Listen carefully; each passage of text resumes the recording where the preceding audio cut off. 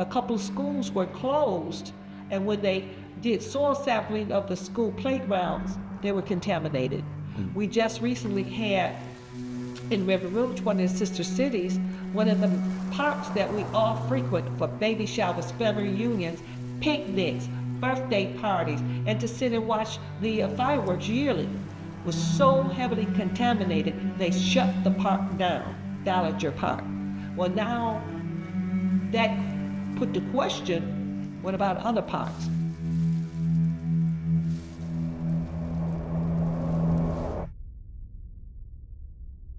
You know, finally tonight, a closer look at one of the most polluted zip codes in the state of Michigan. It's 48217, and it's in southwest Detroit, where locals have spent years fighting the quality of the air that they're breathing in. In and around the 48217 district, there are more than 20 pollutant-producing facilities owned by multiple companies, and they include an oil refinery, a steel mill, and a coal-fired power plant.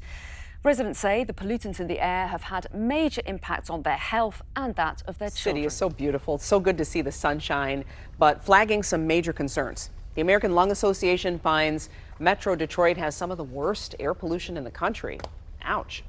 Our chief health editor, Dr. Partha Nandi, joins us now. And Doc, what did this report find? I mean, it's not green like smog in California. Yeah, it's super concerning, right? When we looked at this, according to the 2025 annual report, roughly 156 million people, Glenn, in the U.S. are breathing unhealthy air. That's about 25 million more than last year.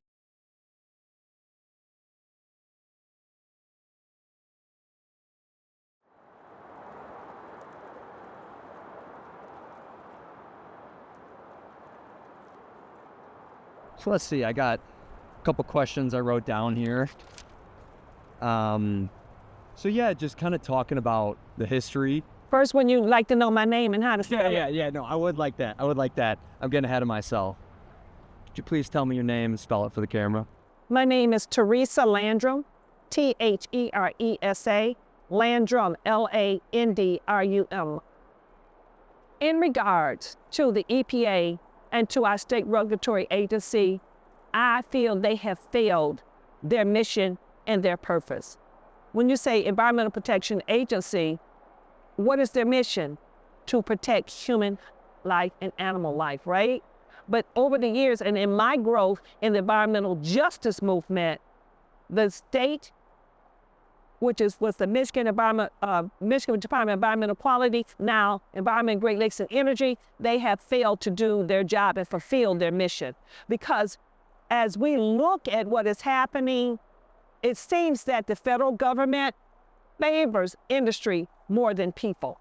And our regulatory agency state, they follow the guidelines of the federal government that are put down there. So we have the Clean Air Act, we have the Clean Water Act, and we see as administrations change, then priorities change. When we're under a certain administration, they are like drill, baby, drill, and we're going to revive the coal industry. And then you have another administration come in and say, we need to be more protective of our lands and our waters and our coasts. So we have this back and forth that, and what's caught in the middle is human lives. So in my lifetime and in my experience, personal experience, our regulatory agencies have not been protective and has allowed harm to happen to human life and to communities such as mine. And I work closely with the state, and over the years I've developed a relationship with the Environmental Protection Agency, and we have a problem because the laws and the statutes and the policies are too weak. We see harm done to humans, but as we see profits go up. The area we're in, and right now we're at Kimberly Recreation Center, this is Southwest Detroit 48217. This is the part of Detroit that my father and mother, which really came here when they were young people, but my grandfather and grandmother came here first to establish a family here in Ecorse, and then eventually moved to River Rouge, and then came and settled in Southwest Detroit. We call this the sister cities and the triple city. Ecorse, River Rouge, and Southwest Detroit is an area that during the wave of the first great migration after World War I, African Americans were able to move to this area, were really forced to move to this area because of segregation and Jim Crow. And so this part of Michigan was an area that African Americans could come and live. So eventually, my parents came and settled in the part of Triple City, Southwest Detroit 48217. And this is where I live. This is my life. I'm a lifelong resident of 48217 and the area of the Triple Cities of Ecorse and River Rouge. This area is separated from Greater Detroit by 3 Basco bridges: the Jefferson Bridge, which is located in River Rouge, the 4th Street Oakwood Bridge, which is located in Southwest 48217, and the Miller-Dix Bridge, which is on the back side of Marathon, located in neighboring Dearborn. After the wave of the Great Migration, African Americans were able to actually buy property here in the area. We were redlined to this area under the Jim Crow laws, you know, by the banks, the United States government, VA, the mortgage company, and the real estate companies and insurance companies. But Black people were able to purchase land. They couldn't get a loan, but they were able to purchase land on land contract. And that's what my parents did. They bought a home in Southwest Detroit. In fact, I actually still live on the street that I was born and raised on, Littlestown Street. And so this area is separated. When I say separated, I mean that this city, this part of the city was not always a part of Detroit. It was part of Ecorse Township. And it was annexed to the city in 1922. So when I was a child, if you can see behind me or on the side of me, we have I-75. So when I was a kid, I-75 wasn't here. So our only access to downtown Detroit or Greater Detroit was by 4th Street, and it was by bus, and we had to go over one of 3 of the bridges in order to get to Greater Detroit. Also, when my parents were young, when they were here, we also had a trolley or a streetcar that was on Electric Street, which is right behind the street I live on, that took them from this area to downtown or to Greater Detroit. So this is all I know. This is home. And I grew up in this community. We're surrounded by what we call our suburb. We have Melvindale to the west, along with Lincoln Park, with River Rouge and Ecorse. So we're a borderline community. We're the first part of the city of Detroit coming north that you hit, and we're the last part of Detroit going south on I-75. And we had the opportunity to do work with University of Michigan students. And when they mapped this area, they mapped the center of Southwest Detroit 48217 as I-75.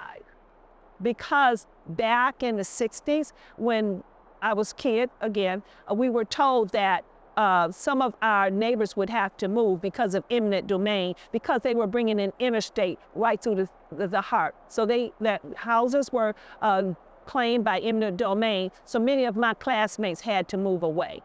And we know a lot about that. That's transportation racism. We know logistically, the Federal Highway Commission or administrations, they often, when they wanted to do what they call transportation improvement, they were running I-75 from Florida all the way up to Sault Ste. Marie. They often chose the African American communities to run the expressways through, so there would be less impact on the wider community, on the white communities. Growing up, not knowing that the environment was having an impact on us, I recall very vividly, we had a young lady that lived next to us. Her name was Alfreda, and we would see her sometime and play with her sometime, but a lot of times we didn't see her and couldn't play with her because we learned that she had a blood disease called leukemia. We didn't understand it. Frida couldn't go to school. We couldn't play hopscotch with Frida. What we would do, we talked through the window because there was 2-family flat, and they lived in a basement flat. And we would go, Frida, Frida, and her mom comes, she says, oh, Frida's not feeling well today. So we couldn't interact that way. That's the first time that I understood something about illness, because I do remember one night it was a lot of commotion, and an ambulance came. We had never seen an ambulance before, and they came to take Frida to the hospital. And the next day, my mom told us she had passed away. And I remember that vividly. And then growing up, I started to notice that some of my neighbors were sick. Someone had diabetes. And then there was an older young lady. She was a few years older than me. Her name was Rita. She lived across the street. And Rita had cancer in her 20s and passed away. And then growing up in my high school, we had a gentleman named Rodney who graduated just a half a year before me. He went away and he came back and something was wrong with him we didn't understand. And he had not been gone 6 months. Then we had another friend, and he went to college and he came back. And they told us he had cancer. And I'll never forget, he's continued to try to live a normal life, but he had this thing that was growing on his neck. And by time, within a 6-month period, I say, it had grown so big, it was like he had 2 heads. But we still, and I didn't understand that this was different types of cancers that were impacting the health of young people. Frida, she was in elementary school. Delbert, he had just graduated high school. Rodney had graduated high school, went to college, came back with all kind of challenges. So, but I know that from the age of 9 years old, my mother got sick. And she kept going to the doctor, going to the hospital. They kept doing what they called exploratory surgery and stuff like that. And it took them a few years to diagnose my mother with cancer. And my mom had cancer. She had 4 different types of cancer. Different types. Parotid gland cancer, lung cancer, throat cancer. And then she had a different kind of lung cancer that came back and took her life.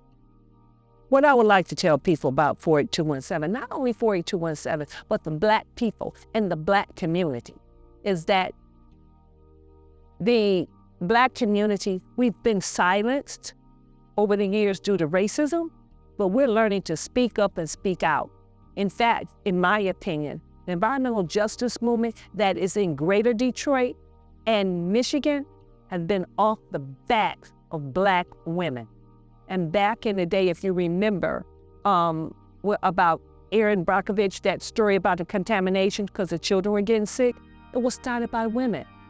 But guess what? Before that, it was Black women that spoke out. So you have to look at it. The environmental movement here in Michigan and Greater Michigan, and then if you look across the nation, the communities that are impacted are predominantly Black.